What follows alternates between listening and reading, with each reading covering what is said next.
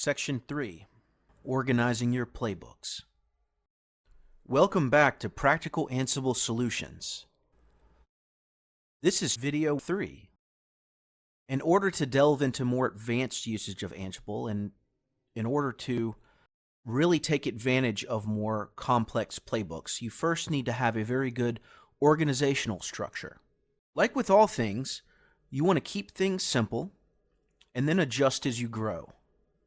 In Chapter 3, Organizing Your Playbooks, we're going to cover a couple of different areas.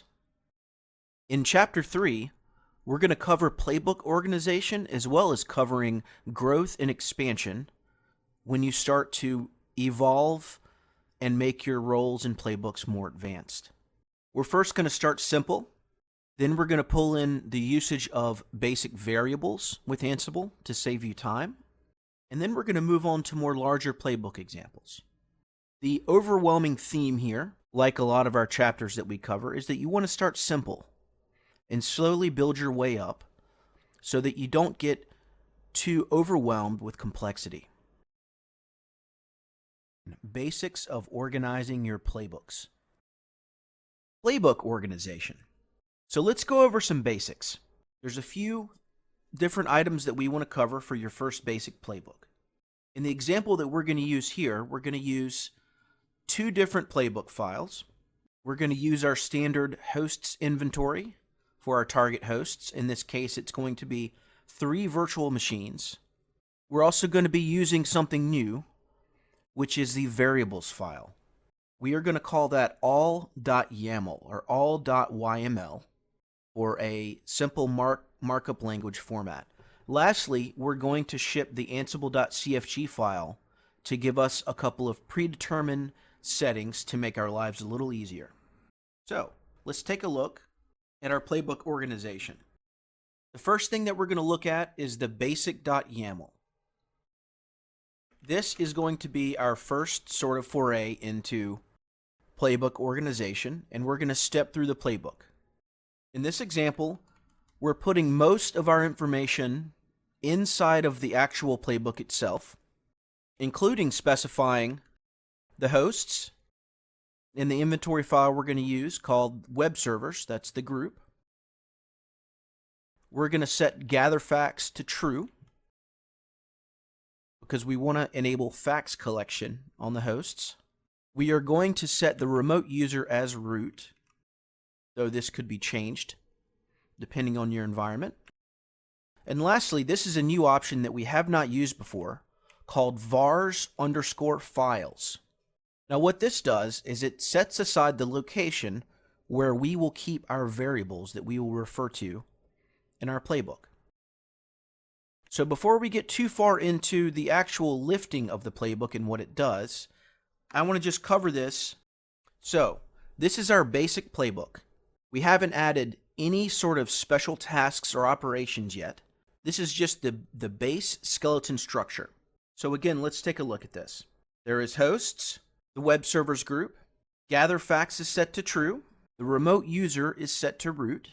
We have the new option of vars_files, which we will have a file called all.yaml, and we'll be going into variables very shortly. The last part that would make this a complete playbook is telling the playbook what we actually want it to do. And that's going to be located in the tasks section of the playbook. Okay, so let's go over variables. Variables in Ansible utilize a double bracket, double left bracket, double right bracket with a variable name. Anything that you define inside of this enclosure can be referred to and populated at any time in your playbooks. You can also use what are called templates or Jinja 2 templates to manage dynamic files, but we'll be covering that in the next chapter. So, let's take a look at our variables file. The YAML structure is very simple. It consists of key value pairs. So in this case, we are going to have 2 variables defined: screen tab1 name, and the value of that is going to be htop, which we'll get into later. Screen tab2 name, which is going to be called tab 2. This is the basic structure of a vars file or a variables file in Ansible. This could be any manner of things. It could also be booleans, such as true or false, or it could be left empty and queried on the value. Just for illustration purposes, let's look at our inventory file again. This should look similar to you. This is the same inventory file that we've been using for chapters 1, 2, and 2.1. We are using an inventory group called web servers, and we have 3 virtual machines here, host 01, host 02, and host 03. These are going to be the target hosts that we are going to be manipulating with our playbook. And we're going to start small, and we're going to build our way up. Okay, so we've got the basic structure of our playbook. Now it's time to tell it to do something. So let's take a look again at our basic playbook. Okay. Again, we have the bare minimum at the top here with the addition of the vars file. Now we're going to move on to the tasks section. Now in a playbook, anything under tasks is going to be the list of actions that you want Ansible to accomplish for you on a set of remote hosts. In this example, we're going to do 2 things. We are first going to ensure that the EPEL RPM repository is available on the system. For those of you not familiar with EPEL, it stands for Extra Packages for Enterprise Linux, and it provides additional packages for CentOS or Red Hat-based systems. In this case, we need it to pull in the htop package, which is normally not present on Red Hat Enterprise Linux. So we're going to have 3 tasks here. The first task is that we are going to import the EPEL repository from this location here using the RPM_key. We're gonna import the RPM signing key of this repository, and this ensures that the repository is authentic. The location of the packages and the individual packages will be signed cryptographically to ensure that we have valid packages installed on the system. The next task is we want to check if the EPEL repository is present on the system. So on a fresh system that's newly provisioned or newly installed, you will not have the EPEL GPG key, nor will you have the repository. So we will first import the key, and then we will check that the repository is installed. If it's not installed, it will call the Ansible yum module to install it for us. Subsequent runs of this will not do anything if the EPEL repository is installed and the key is installed on the system. Again, we want to stick to sort of the idempotent approach with config management, that when you run it once, it will accomplish your task, and subsequent runs should do nothing because your system is already at the desired state. The last task that we want to run is we're going to install 2 packages on the remote set of systems. We're first going to install the screen package, which is a terminal multiplexer, and it allows you to run terminal applications inside of a virtual housing area that you can attach and reattach to without being connected to the system. The second package we're going to be installing, which actually requires the EPEL repo above, is htop. Htop is a graphical incursus top program. Basically, it shows you the running processes of the system, and it gives you a visual indication of CPU usage, memory usage, and it's a little more interactive than the standard Unix top command. The way that we will accomplish that, again, we're going to use the yum module for Ansible. And we're saying name. Now look at these brackets. This is a variable, but it's a variable used inside of our task. We are saying name item. The state that this item should be is present. So that means that anything in this items array below should be installed and present on the system. Again, just like our other tasks, if this is already satisfied on the system, then nothing will happen. So, our basic.yaml, our first playbook that we're going to be expanding upon, for review is going to do two things. It's going to check and install the EPEL RPM repository, and it's going to install the screen and htop packages. All right, let's get to it. So, like with any other Ansible runs that we've done so far, the format is going to be similar, except with the exception of the ad hoc commands where we simply ran Ansible. We are going to use instead the Ansible-playbook command. This is used specifically for invoking playbooks and executing them. We are then going to pass the -i for inventory and point it to our hosts. And again, inside host, we are using the web server group. So that is going to be host 01, host 02, and host 03. Lastly, we're going to point it towards our playbook, the one that we just went over. Let's see what happens. Okay, so it is now running. And it's important to note the colors here.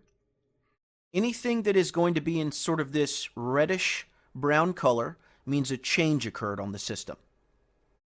Anything that's in green means it's successful or that it's completed. In the case of fax, you're going to always see green unless the host can't be reached. So we've imported the EPEL repository key. We have installed the EPEL repository in all three of our hosts. Here, we have installed the packages screen and htop. And now we have a nice recap of what happened. We see that 3 items were changed, nothing failed, and we have success. So if we were to go to those remote systems, we would see both the repository installed as well as the screen and htop packages present on the remote system. Now, let's run the playbook again.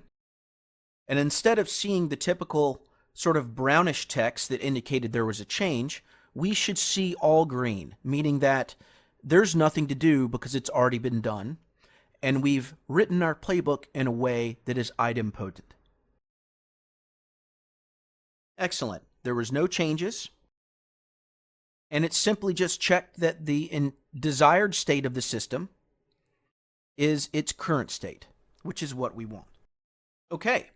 Let's move on to some more advanced tasks. We are going to build on to what we've just done by adding an additional task to the system.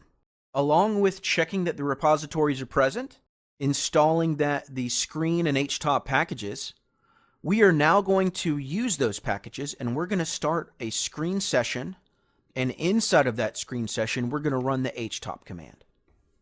Let's take a look at the advanced playbook, which is just the basic playbook with those last steps added to it.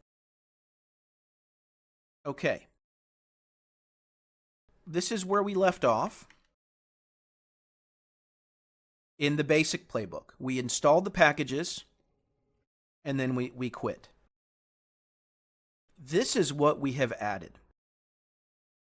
So the first thing that we're going to do in order to maintain our idempotency is we want to check if the htop program is running first. And we are going to do that by way of setting a register value here.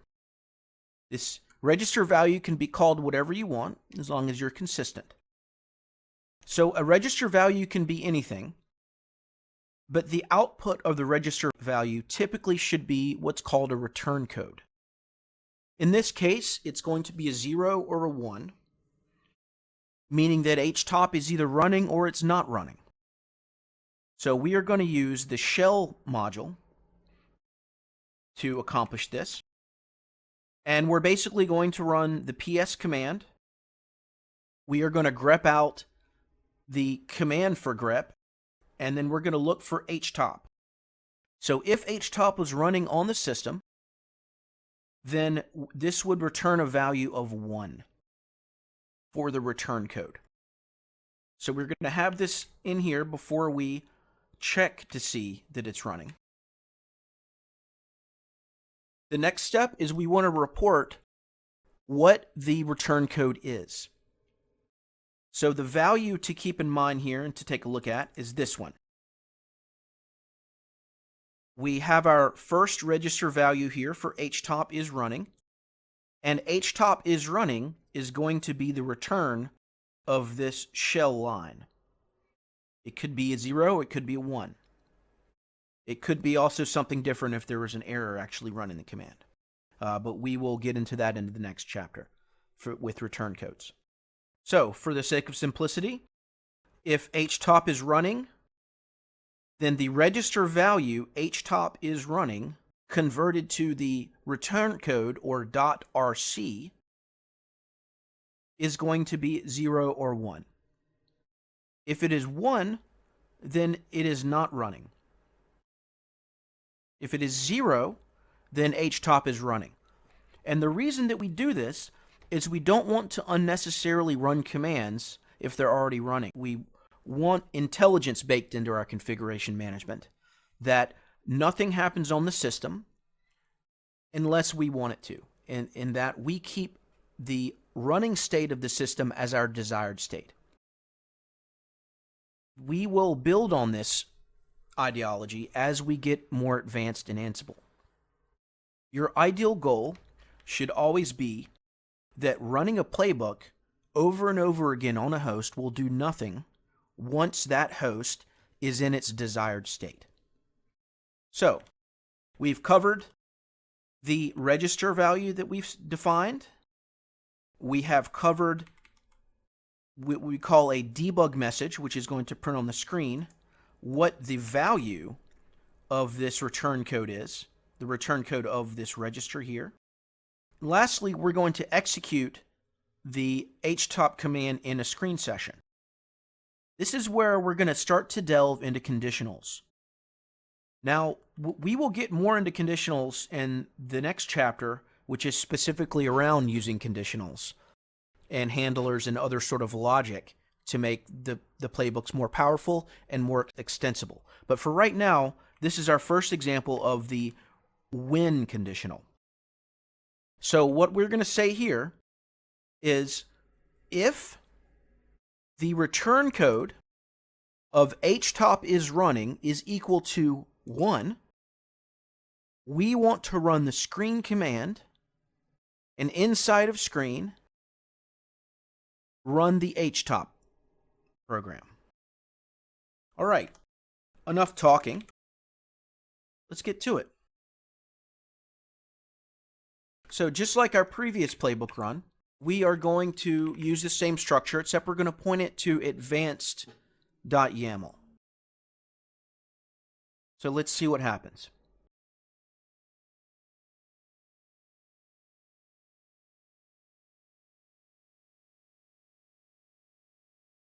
Okay, so we had the return here of what our status code is for htop is running, and we see if I am 1, then I am not running. I am 1. And because we met the criteria of the when conditional, where if htop is running return code is 1, then it needs to run. Right here. Start htop in a screen session. There you go. So now we should have a screen session on each of our hosts running the htop command. But let's run it one more time. And it shouldn't do anything now because we've set the playbook up in an idempotent fashion.